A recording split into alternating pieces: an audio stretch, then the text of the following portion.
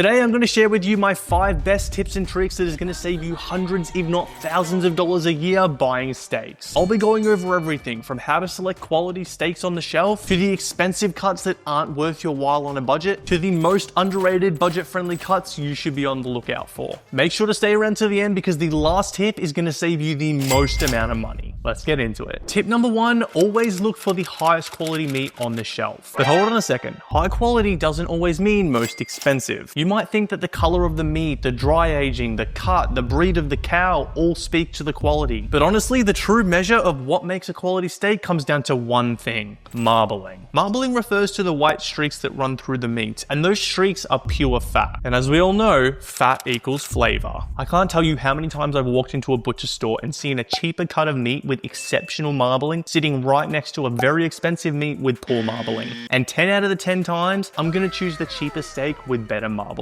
It's also common that I'll find the same steak for the same price with vastly different marbling sitting right next to each other. Just remember, more expensive doesn't always equal more quality, more marbling does. Don't just grab the first steak that you see on the shelf. Don't be afraid to go rummaging through, find the steaks with the best marbling for the lowest price, and get your steaks at a steal. Moving on to tip number 2, shop around. What do I mean by that? Steaks are going to be priced differently from store to store. For example, the tomahawks at my local butcher's versus the Coles near my house, there was a $15 per kilo difference. Same could be said for the flat iron steaks with a $4 per kilo difference. So make sure to look at different butchers or supermarkets or even online stores in your area to make sure you're getting the best prices. Following up with tip number 3, look for sales or discounted steaks. Every single time I go to my supermarket, there are different steaks on sale, and sometimes you can find a really great deal. On the same note, every time I go to my butchers, they have marked down steaks in their fridge, sometimes 10, 15, 20% off, really premium cuts. So it's always a good idea to go in, take a look, and see what deals you can find. These are honestly awesome. You can get premium cuts at a bargain price. Moving on to tip number 4, stop buying dry aged meat and instead make it yourself at home. A steak that's been dry aged is going to weigh significantly less than a steak that hasn't because of the moisture loss and the removal of the pellicle. To make up for this loss of mass, the price goes up, and that's more money out of your wallet. If you love dry aged steaks like I do and the thought of giving them up makes you sad, well, a couple months ago I made a video on dry aging meat at home with a dry ager that you can build out of a fridge for cheap. Commercial dry agers cost thousands of dollars, and I built one for a couple hundred. So if that interests you at all, the link for that video is going to be down in the description below. Before we get into our biggest meat money saving method yet, let's take a look at the cuts that are going to be your enemies and the cuts that are going to be your friends on a budget. Starting off with the tomahawk, T-bone, and tenderloin. These are the prized cuts on the cow, and for good reason. They're delicious and tender. Wow. But I'm just going to go ahead and say it. They're overrated and expensive. When you're buying a tomahawk or a T-bone, 30% of that steak is just a bone, and you can't even eat that, yet you're paying for it. And while a tenderloin is extremely tender, you can literally cut it with a spoon most of the time, I think that relative to a lot of other cuts, it lacks marbling and flavor. But do not fear. There are plenty of budget cuts that I would personally choose over the prized cuts, even if this wasn't about price. My top 3 underrated budget cuts are the chuck eye steak, the skirt steak, and the hanger steak. However, if you want to learn more about each of those cuts, I have a YouTube short on each of them highlighting how to prepare them, cook them, and serve them. I'll leave the link for each of those in the description below. And now for the moment you've all been waiting for, the money saving method that's going to put the most money back in your pocket.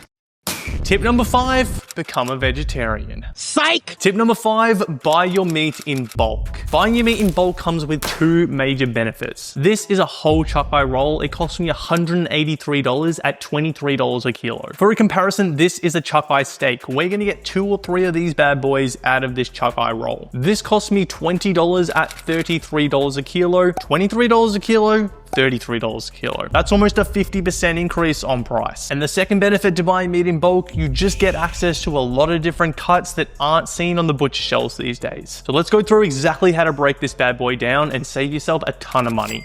Step number 1 is to locate the end that looks like a ribeye steak. This is the side that attaches directly to the ribs and where we're going to start. From here, you're going to want to find the bottom seam right underneath that eye and start to pull away at it. You should be able to do a lot of this without a knife. However, there will be some sticking points that you need to grab that knife and just start cutting away. When you do use your knife, be very careful not to cut into any of the actual meat. You're just helping separate the natural separation in the meat. Almost there. Once you've separated separated the top and bottom parts of the meat, place the underblade to the side and grab that top blade.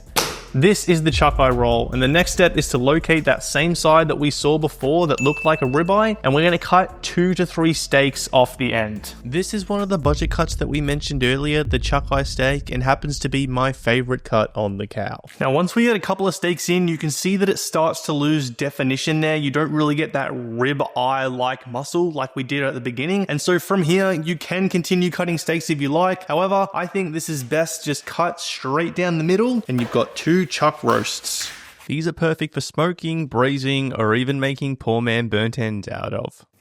And now we're going to grab that big underside piece and work away at this. You're going to have one side that is fairly free of silver skin and one side that is completely packed full. We're going to start with the side that is packed full and just slowly get rid of as much silver skin as we can. Now once you've uncovered some silver skin, you're going to find some very long fibers going down one side of the underblade. Find where those fibers start, get your fingers under there and start removing the muscle, remembering to only use your knife when 100% necessary. And what you've got here is a little bonus steak called the Sierra steak. You are not going to find this on the butcher shelf, so make sure when you're unpacking your chuck roast that you do find this. You can think of it kind of like a flank steak or a skirt steak with those long fibers. Very, very awesome steak. Once we've taken off our Sierra steak, there's going to be a little bit more fat that we want to remove. Again, being very careful not to cut too deep into the meat. If you followed my steps to a T, you should be able to see these lines coming through the meat. Place your fingers here and you're going to think about slicing from the thumb over and from the pinky over. This meat here on both sides is quite lean and quite tough, so I wouldn't be using this for steaks, but you can grind it up into smash burgers. You can use it for stews. This is still really, really good stuff. Now you can see that hand a little bit more distinctly. What we're going to do is we're going to start on the palm side of the hand, flip it around, square it off, and we're going to start cutting some steaks. And this is another one of those budget steaks you just don't see on the shelves these days. But cooked to medium rare is absolutely incredible. Let's break down exactly how much we saved. On the chuck eye steaks, $7.50. On the chuck roasts, $10. On our bonus steak, the Sierra steak, $19. Our stew meat, $4.50. And finally our Denver steaks, $20. That brings our total savings to $43. Obviously, this is a lot of meat to get through in a single week, so make sure to invest in a vacuum sealer so you can then vacuum seal and freeze the meat for months without it going bad. If you vacuum seal and freeze your steaks, they can stay in there for months, if not years, without spoiling. Well, we've come to the end of another video. I hope you enjoyed and I hope you learned something. Happy steak hunting, and I'll see you in the next one.